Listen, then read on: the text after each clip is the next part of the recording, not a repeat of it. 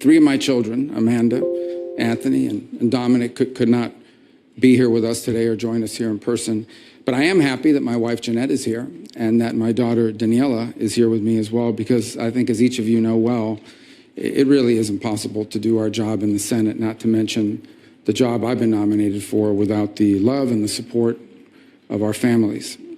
I'm also very pleased that my sisters, Barbara and Veronica, my nephew Orlando, are joining me here today. And to me, it's a reminder that the path that brings me to this moment was paved by those who are not here with us today, by two parents who arrived here on May 27th of 1956 from Cuba, and they had nothing but the dreams of a better life.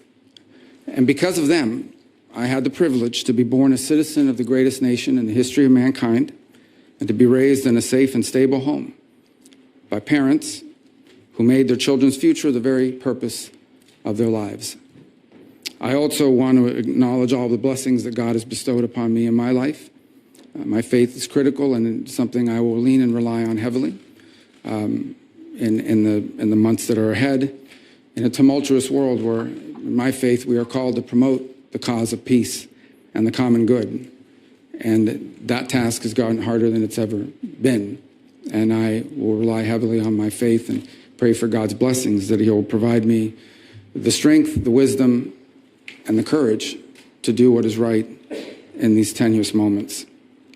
At the end of the Second World War, the United States was, in the words of then Secretary of State, tasked with creating an order, a world order, a free half, as he quote in his quote, out of chaos, without blowing to pieces, without blowing the whole of the world into pieces in the process.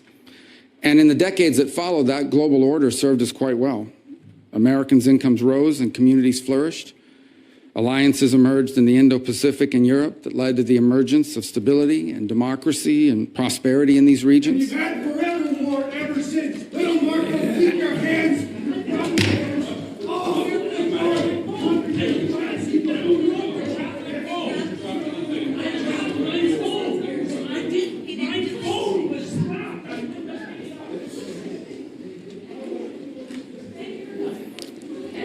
Back to order.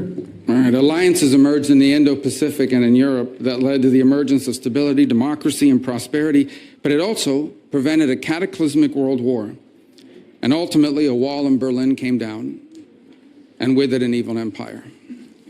Out of the triumphalism of the end of the long Cold War emerged a bipartisan consensus.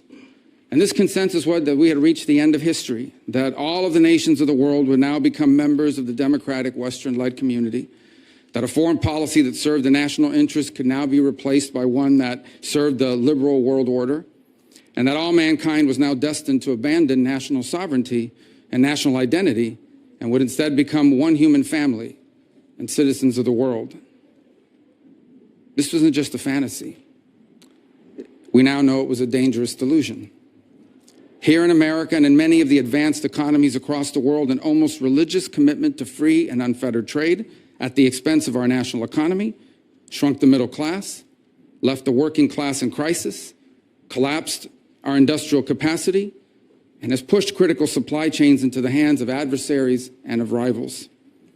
An irrational zeal for maximum freedom of movement of people has resulted in a historic mass migration crisis here in America, but also around the world. It's one that threatens the stability of societies and of governments. Across the West, governments now censor and even prosecute domestic political opponents.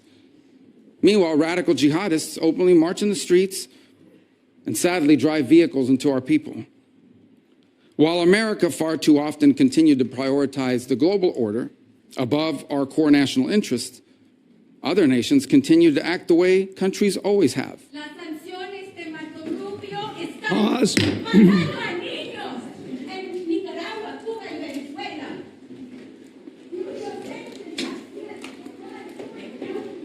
Back to order. I get bilingual protests, which is, I think, is an entry cool. As you know, that's a first here for us, at least in recent times. All right. Healthcare is a human right. All right. Education is a human right. Sanctions against countries Back to order. All right. So while America too often prioritized the global order above our core national interests, other nations continued to act the way nations have always acted and always will, in what they perceive to be their best interest. And instead of folding into the post-Cold War global order, they have manipulated it to serve their interests at the expense of ours. We welcomed the Chinese Communist Party into the global order, and they took advantage of all of its benefits, and they ignored all of its obligations and responsibilities.